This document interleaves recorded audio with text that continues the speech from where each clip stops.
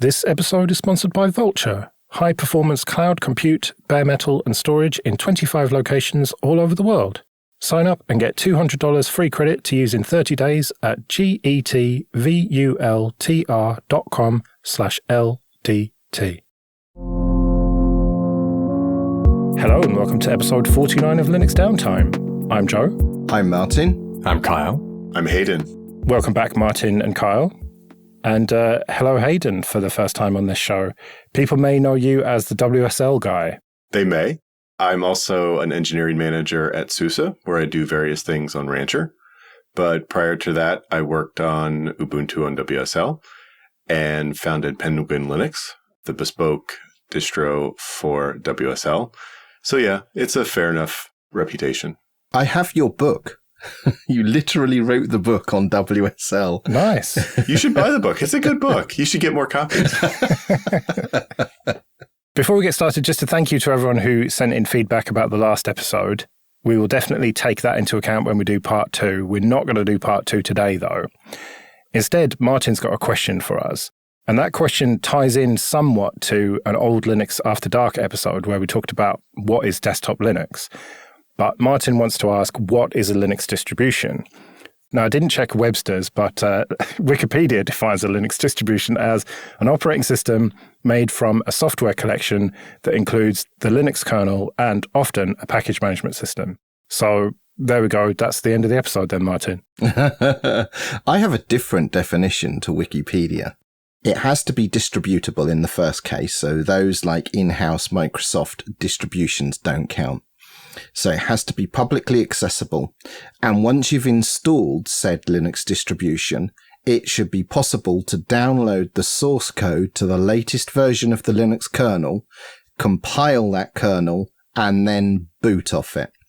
So this is my definition, which in some cases I think is probably an echo back to the early 1990s when I first started using Linux, because that was the whole point. Just a clarifying question, Martin. You say you should be able to download the latest Linux kernel and boot off of it. Are you saying latest upstream or latest from the vendor? The source code from kernel.org, and then that source version of, be it a tarball or a Git clone, you should be able to compile that source code for the Linux kernel and then boot off that kernel. What about drivers that haven't been upstreamed? That is a bit of nuance. So a lot of that stuff lives in Linux firmware. I didn't want to get into that. I did have some other qualifying pieces, which is like the whole distribution should have the source code available, for example. But I suppose the reason for me defining as a Linux distribution is Linux is the key word here. So, you know, it's the fact that the kernel is a central part of it. And in the good old bad old days, it was the very fact that it was a Linux distribution that was the key point. So the ability to download and update the kernel freely was kind of important. So by my definition of a Linux distribution, I'm going to rule out things like Android and Chrome OS as not Linux distributions. And WSL. Yeah, certainly. I think WSL 1 is true of that, and we'll ask Hayden for comment. And I would say every container that runs the internet, also not a Linux distribution. I would take issue with some of this. First of all, I think at its core, assuming all distros have roughly the same software available, what makes a distribution is a package repository, a packaging tool, and some sort of release process.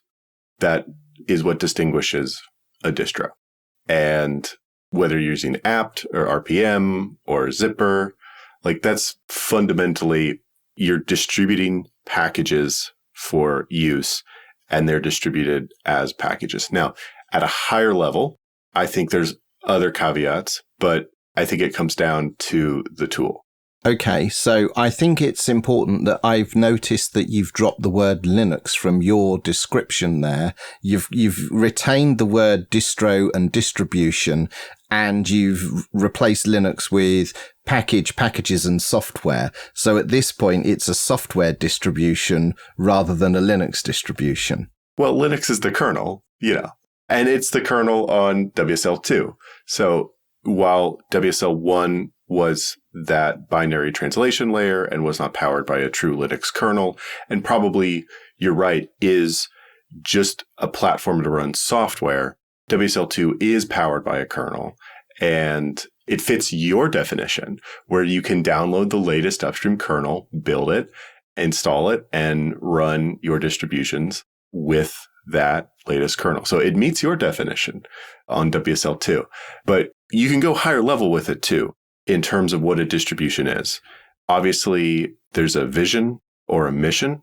So for Penguin, we had a bespoke Debian-based derivative for WSL that the WSL community contributed to, that we maintained for the WSL community with all the optimizations that WSL users would want. So you have the mission, you have the community around the distribution, you have customers who pay for the distribution, and I would even include derivatives in terms of what a distribution is, because upstream contributions and what's encompassed there. So, but yeah, to me, at the lowest level, it comes down to packaging. I suppose the point that I'm raising this particular question is I and others in the short run of this podcast so far have alluded to an immutable future. So I'm going to throw Ubuntu Core under the bus of not a Linux distribution. You could download the upstream and create a kernel snap from it, right? But I'm glossing over some of the obtuseness. And I suppose where I'm headed with this is, if this is the future, if this is where Linux is going, where the kernel is abstracted and becomes an implementation detail, is Linux distributions of the future what we actually want at all? See, now you're talking about what a distribution is becoming. And to me, what it's becoming is initially a hypervisor, some sort of resource manager, a base image of some sort, a GUI for desktop users, a set of runtime images, and then containerized apps. See, to me, I see actually desktop Linux with things like Silverblue and MicroOS from OpenSUSE aligning closer with what actually WSL2 provides, which is a hypervisor, a base image, which Windows contains, a base system image, a GUI, which is the Windows interface, and then a set of runtimes, whether it's .NET or it's your WSL2 environment. And then within that, you have your applications. And of course, on your Linux desktop, you're booting not Hyper-V, but KVM. And you're booting these immutable images, and then you're booting snaps, Flatpaks, OS tree, RPM, other technologies with runtime images. And the actual models are converging very quickly. So yes, in our professional lives, we are all comfortable with creating containers, which are just pulling on the user space of whichever distribution we happen to want to build our application on. But the kernel is so far abstracted from that process that you could argue it's no longer Linux, because you could say it's either, Alpine and their implementation of user space, or Debian and Ubuntu and their implementation of user space, or RHEL and SUSE and their implementation. And frankly, we're so far removed from the kernel now, when we deploy in the cloud, the kernel is controlled by the provider, the vendor, not the distribution at all. And I think that if we follow those cloud principles, as Hayden was just saying, this is what our desktops are going to become, where the kernel is so far abstracted from our touching point, it's kind of irrelevant. Yep. On WSL2, you get your Linux kernel from the Microsoft Store. Right. And it's just automatically updated in the background. But you can switch that out for a custom kernel then? Absolutely. Yeah. You can set a config file and build a custom kernel, and I do it myself to get optimizations to run nested virtualization and add support for other file systems that don't come in the default kernel. Right. Okay, this episode is sponsored by Kolide. Go to kolide.com/LDT to sign up today. Kolide sends employees important, timely, and relevant security recommendations for their Linux, Mac, and Windows devices right inside Slack. Kolide is perfect for organizations that care deeply about compliance and security, but don't want to get there by locking down devices to the point where they become unusable. Instead of frustrating your employees, Kolide educates them about security and device management while directing them to fix important problems. Kolide helps deal with some of the many issues that are not solved by locking down devices, like instructing developers to set passphrases on unencrypted SSH keys, finding plaintext two-factor backup codes and teaching end users how to store them securely, and convincing employees to uninstall evil browser extensions that may sell their browser history. You can try Kolide with all its features on an unlimited number of devices, free for 14 days, no credit card required. Try it out at kolide.com/LDT. That's KOLIDE.com/LDT. So, if containerization is the future, what does our distro look like in the future? Do we just become an abstracted kernel and a hypervisor layer and then a bunch of user space implemented on top? And if so, what do you call that? Is that just an operating system at that point and not a distribution? It could just be a platform, because you could have at that fundamental layer, it's a bit like the PlayStation. It's the kernel and enough to bring the system up, and then it's an abstraction layer and everything that sits above it. I know the FreeBSD people love to laud that, the PlayStation is based on BSD.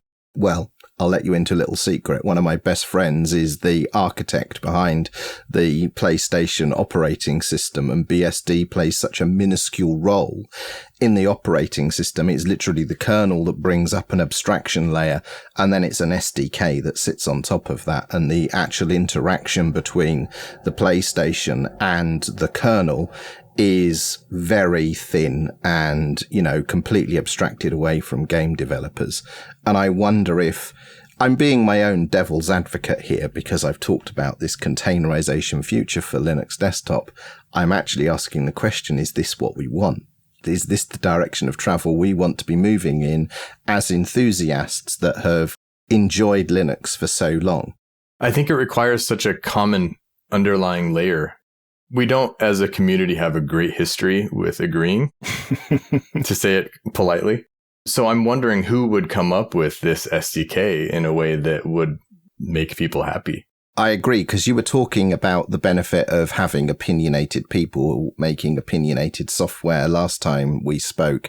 And, to Hayden, I would say, isn't it Microsoft? Because in the kernel for WSL2, the one kernel you choose is the one kernel that gets used by the whole WSL platform. So Microsoft have their preference, it's their kernel, but you don't pick and choose kernels to run different WSL software platforms. There's one kernel for all of them. Right. Multiple distributions all use the same kernel. Yeah, and so they are distributions on WSL2. They're software distributions, though, because there's no Linux kernel inside them. And, at this point, it's like a point of preference. Hayden was talking about package managers. Well, which package manager and platform ecosystem are you most comfortable with? Maybe it's APKs and Alpine. Maybe it's RPMs and Red Hat and SUSE. Maybe it's apt with Debian and Ubuntu. But suddenly the kernel is the least relevant piece in your decision-making process. At that point, the Linux kernel is the abstraction layer on top of the NT kernel, at least in WSL. Right. But as you said, Kyle, we're not going to agree on this. I mean, you only have to look at something like systemd. There's tons of distributions, albeit minority ones, that have decided to turn their back on systemd and do it the old-fashioned way with one of the other init systems. And surely we're not going to get to a point where every Linux-based operating system is this abstracted version of the future that you've talked about, Martin. People will keep making these old school, GNU/Linux distros. But you're trying to say that very few people will use them then? Not necessarily. I'm more concerned that such a thing would be designed by committee, and then we'd end up in a really sticky place. Wouldn't it just be designed by Leonard? I mean, you have Devuan and you have the non-systemd distributions, but even within distributions that have adopted systemd, not all systemd distributions have adopted all of systemd because it has many different components, and not all of them have adopted all of those various subcomponents. There was an attempt at standardizing a Linux base called LSB, Linux Standard Base, similar to the POSIX standards, of antecedent Unix. And I don't think anyone adheres to those at all anymore in any way. Well, yeah, and you get things like systemd, homed, which still haven't really appeared in mainstream distributions. And I think that when that's ready, you're going to get a lot of pushback from a lot of people, especially system administrators who just don't want to do it that way with, just one image for your entire home directory. There's still some complicated problems that need solving with homed. As it happens, I think let's imagine a world where all of those difficulties are overcome. I think it's actually quite a compelling capability. Sorry, Linux enthusiasts, I quite like the idea. But then again, I like Pulse Audio, Pipewire, and systemd. Yeah, with homed, you're containerizing your home directory, just like you'd be containerizing your applications and making them portable. Another abstraction layer. Yeah, so I'm just wondering, if this is the direction of travel, at that point, if the kernel has become an implementation detail, could we not just run our preferred platform, user space, software distribution on top of Fuchsia, for example? Does it actually matter what the underlying kernel is? Well, no, and I've been arguing this for a long time, that is probably the end game of Fuchsia, that because everything will be containerized, it just won't matter. You're just interfacing with applications at that point, whether those are applications on the desktop or on the server, whether that is your web server and all the rest of it, or whether it is a browser on the desktop, it doesn't really matter. And most people don't really care about the things below the level of applications, really. And something that is the elephant in this room is ARM, because what you're talking about is a future that almost feels necessary when we're all using ARM, because you can't just have a generic x86 kernel that will just boot on virtually any machine, any server, any laptop, any desktop. You need a bespoke image. There are certainly moves afoot to make that a little bit more generic and a little bit less specialized for every board, but we're still not there yet. And so if you just build things on top of an abstraction layer and just get used to that idea, then you just sort of accept that abstraction layer per board and don't worry about it, almost. To take your example and run with it a little bit, I don't think any of those would actually fit as a Linux distribution, according to Martin's definition. All of these things have little custom bits of hardware that either have drivers that barely work or at least haven't been upstreamed or proprietary or whatever, right? Mm. Yeah. So it doesn't fit my definition as in you need to be able to build the kernel, boot off the kernel. But to your point, Kyle, there are examples of people that are working with projects that have those limitations that do publish enough open source in order for those people to build and maintain over many years operating systems that they care about. So there are several organizations who provide builds of Chrome OS, for example. Now, some of that involves shoehorning in binary-only components into the build process for things like, DRM-controlled media and for hardware enablement and things like that. But they are able to bring up enough of the platform through open source software.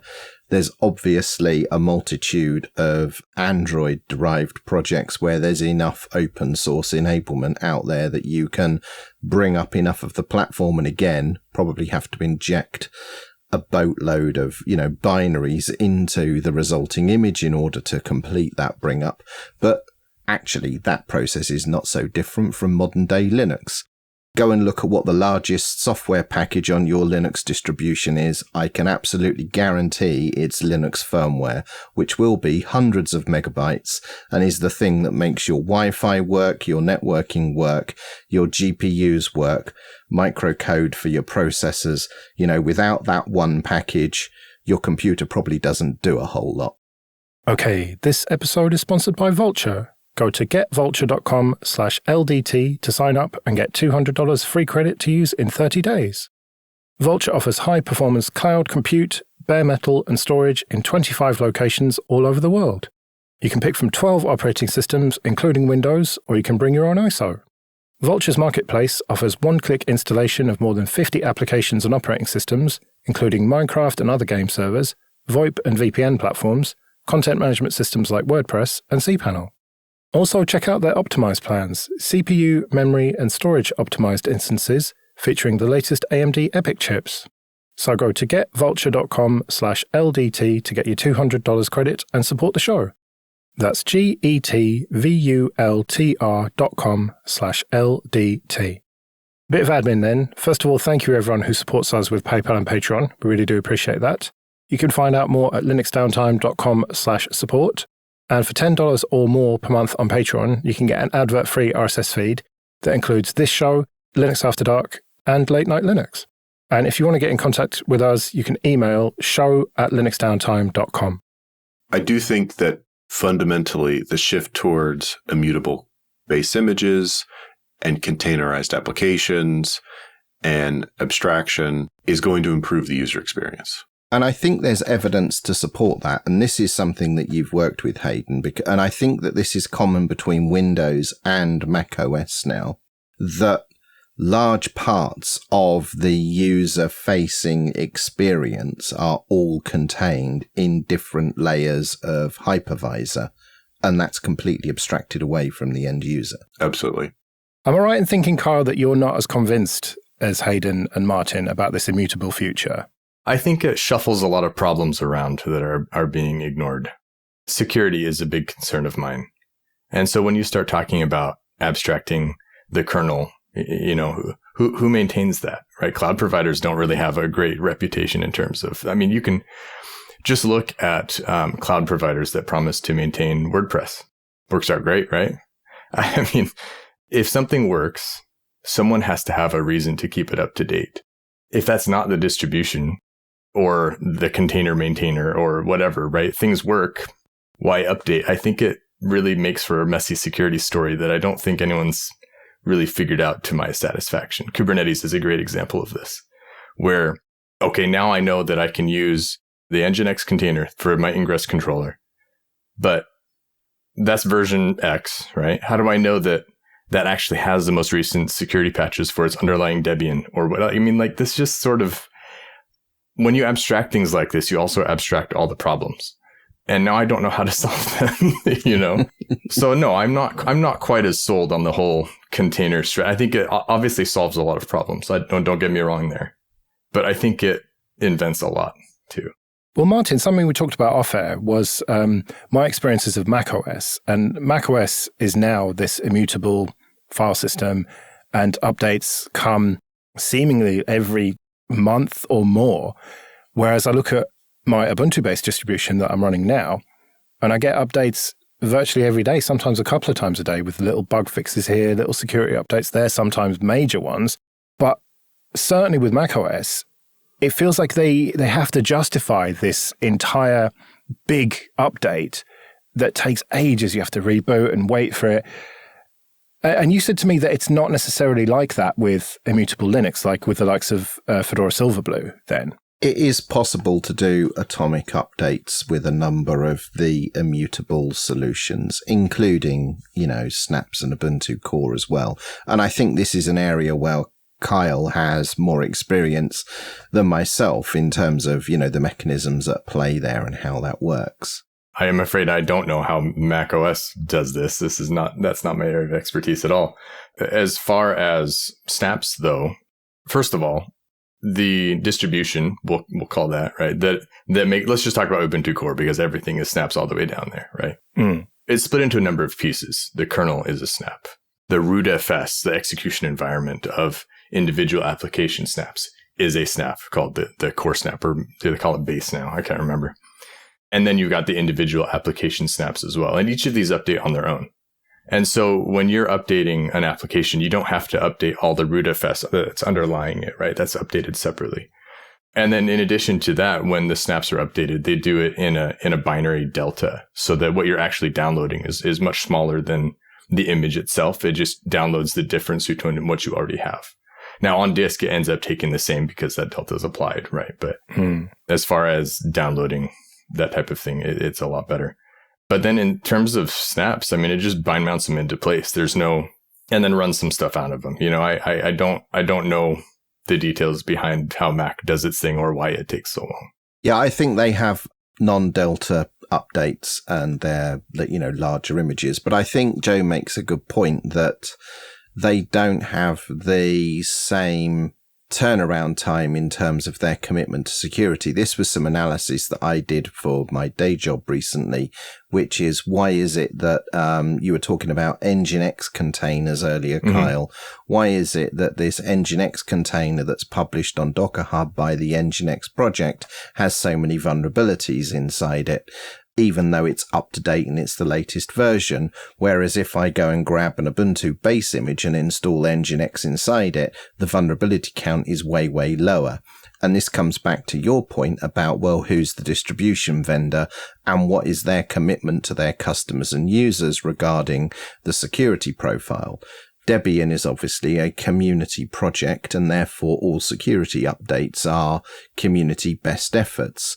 Whereas Canonical and SUSE and Red Hat all have SLAs on the turnaround for high and critical vulnerabilities, and in particular will make statements about mitigating all high and critical vulnerabilities in their platform for the lifetime of that platform, whereas the community distributions can't do that. So it's interesting, your point. It does, you do have to choose wisely. And I think we're getting well beyond what is a Linux distribution at this point. But, what is a trustworthy Linux distribution? Maybe a debate for another day. But I find all of this fascinating because, Hayden's talked about WSL. And I feel like in the last 5 years or so, gaming on Linux has been accelerated through the efforts of Valve.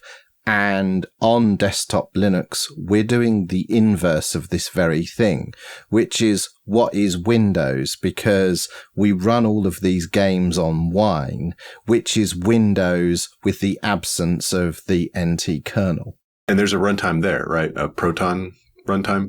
Yeah. Proton or Wine, however you want to pull that particular thing in. But again, it comes back to my point that the kernel is irrelevant. It's the platform, the software ecosystem that you're choosing rather than the kernel that actually powers it. And in all cases, these kernels are becoming increasingly irrelevant. Yeah, you're not actually choosing an operating system. You're choosing a platform and then actually running multiple operating systems, applications from multiple platforms on top of it with various layers of abstraction, emulation, virtualization. And that goes back to my point where what this is all becoming is hypervisor. You brought up the PlayStation and its BSD underpinnings. The Xbox is at its core NT, but is powered by Hyper-V. The ability to pause and switch between games is powered by Hyper-V images. That game is running in a virtualization, and when you pause it and switch to another game and start playing again, not to pitch Xbox here, but it's virtualization, so it's abstraction. And then just like desktop Linux gaming, it's just another layer of abstraction. Yeah, and without giving away all of Microsoft's secrets, I was stunned to learn, and you can fill in the gaps here, just how pervasive the different flavors of Hyper-V are across the Windows ecosystem. It's everywhere and responsible for everything. Windows Sandbox, WSL, support for Windows containers, gaming on Xbox. I know this isn't Windows downtime. We've talked about it quite a bit. But what is relevant is to see what the other platforms are doing. So we talk about what Mac OS is doing. We talk about what Windows is doing, what happens on Chrome OS, because Linux doesn't exist in a vacuum, and the ideas around Linux both influence other operating systems, and Linux is influenced itself by other operating systems. And I think this is an entire paradigm shift across computing towards containerization, runtime, and abstraction. So I'm excited for it. Well, it's been great talking to you all. Thank you very much, Hayden, for joining us for the first time, and Carl for returning. My pleasure. If you, dear listener, disagree with what we've all been saying, particularly Martin, who's wrong about everything here, then you can email show@linuxdowntime.com. I'll try and choose a non-controversial topic for the next discussion. Good. All right, well, until next time then, see you all later.